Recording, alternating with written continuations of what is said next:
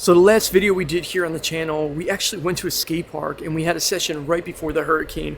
A lot of you that watched the video, you'll know that I was stressing big time. I took this hurricane serious from the get-go. I just didn't have a good feeling about it at all. But some of the locals at the skate park, they weren't really scared at all. And the truth is, they've been through many hurricanes. I really haven't. I've had some in New Jersey, but I had no idea what a Florida hurricane was going to be like. And the majority of the people that I would run into around here, they said the same thing. But I took it serious and I ended up getting out of here. I didn't want to be here for the hurricane just in case. I had no idea what we were going to be up against. So me and my wife, we packed up our Bulldog Benny and our bird and we headed over to Southeast Florida. We actually went to Deerfield Beach and we had an Airbnb. But the morning of the hurricane, I woke up and I heard terrible news for us. We saw that it was almost a Category 5 hurricane and it was almost a direct hit on our area. I was stressing big time, but I was so grateful that we were smart enough to get out of there. We had nothing to worry about in Southeast Florida, but my heart was breaking for everybody that stayed, including a friend of mine that lives in Cape Coral and decided to stay there. And Fort Myers and Cape Coral got a direct hit of the hurricane.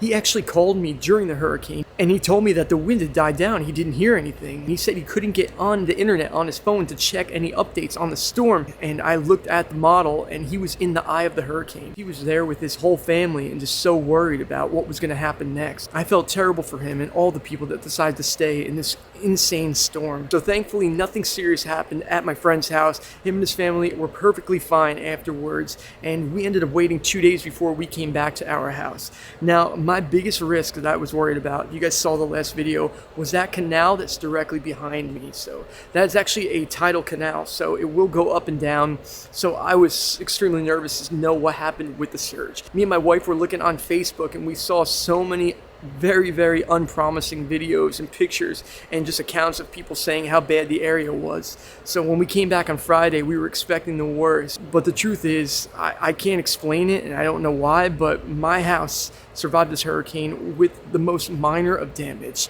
And if you can see this line right here, that right there is where the water came up to.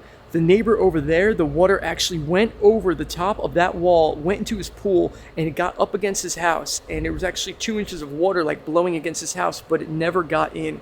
Now my neighbor on this side, the water never got over that wall, but he said it was right there. It was right at the top of it.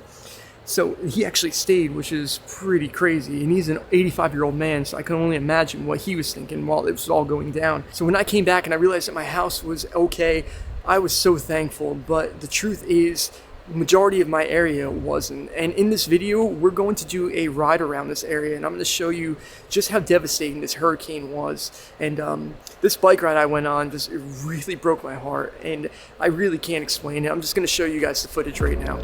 Now on this bike ride, I went through Naples and a town called Bonita Springs down here in Florida. And now going through these neighborhoods, I saw such devastation. Now as you can see on the side of the road, it's just a pile of stuff. It's everything that these people own pushed to the curb. I can only imagine how that felt. But the truth was, they didn't have to just worry about the hurricane. There was also people coming in there trying to steal their stuff.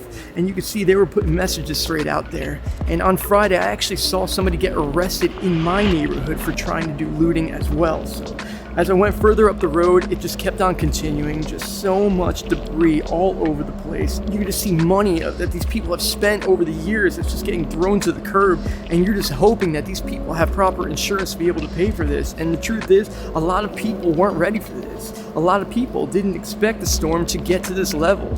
Even though Florida did a fantastic job of telling everybody to get ready for the worst here, but it's just a lot of people just weren't ready for this at all. There's just so much stuff on the side of the road. There's just people walking around, as you can see, with just boxes of stuff, supplies, everything.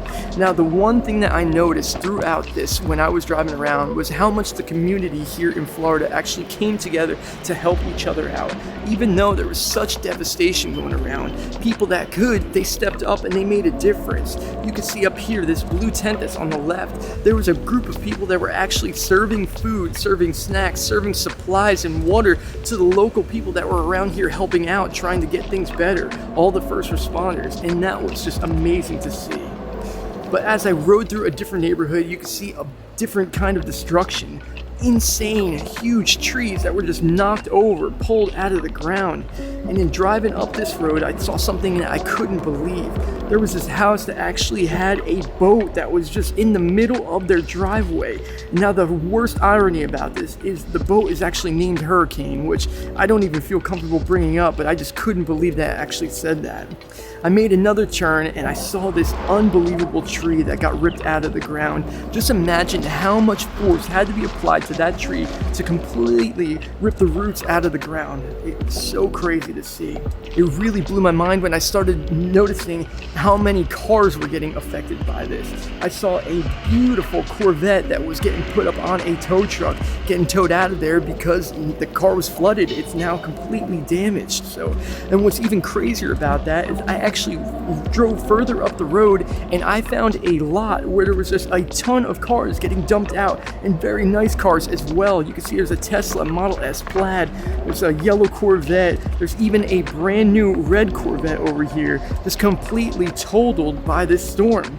Look at another Corvette over here, and you can see BMWs, Cadillacs, Mercedes, just so many expensive vehicles just completely trashed by it.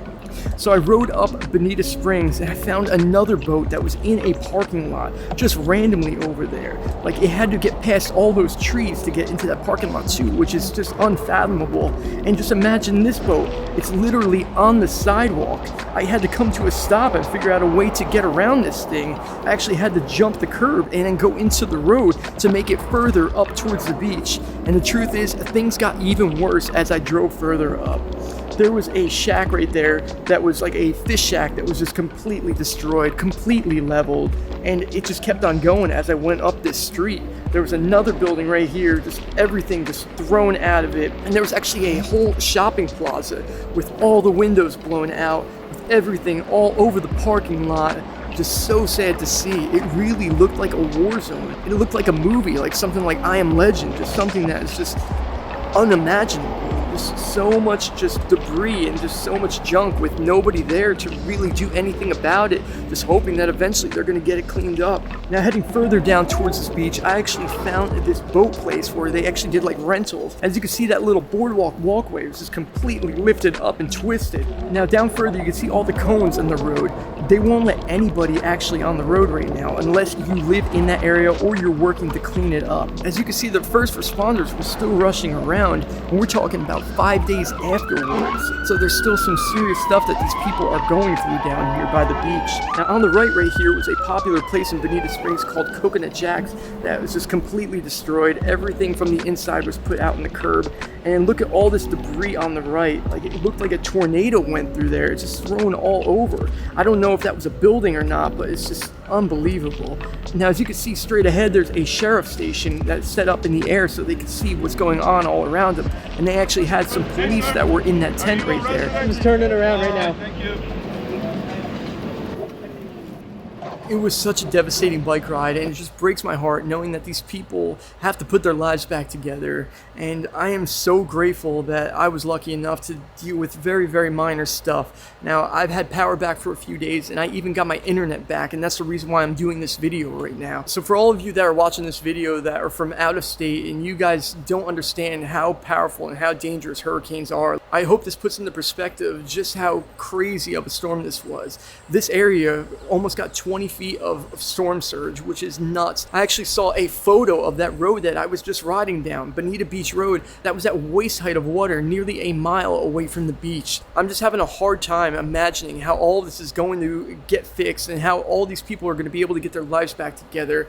But it's amazing to see how Florida is handling this situation. They got a bridge built on Pine Island in 3 days. People down here running the state have been doing an amazing job during this storm. It's been unbelievable to see, and I'm really grateful for that, and I know everybody else is too. So I just wanted to make this video to show you guys what's going on down here, and that's the reason why I'm not making videos right now, and let you guys know that my little brother had delayed his trip coming down here, so he's going to be coming around like October 20th now, which is a little bit later than I expected. So it's definitely pushing back our plans, but listen, I'm I'm not complaining at all. I'm just grateful to be in the position I am right now, and I'm just counting my blessings. I really am. Now I'm just putting it out here. If any of you want to help any of these families that are struggling after this hurricane, I'm going to put a link to the Red Cross in the description below. And if you want to donate, you would definitely be helping out these families. But I just want to use this video just as a reminder to everybody out there watching to be grateful for your situation. I know sometimes these days can really bring you down, but the truth is just be grateful for what you have right now, because something could come out of nowhere and completely flip your life around. So just appreciate what you have. So that's it for this one, guys. Remember, the description below is going to have the Red Cross, and hopefully we'll see you soon. Peace.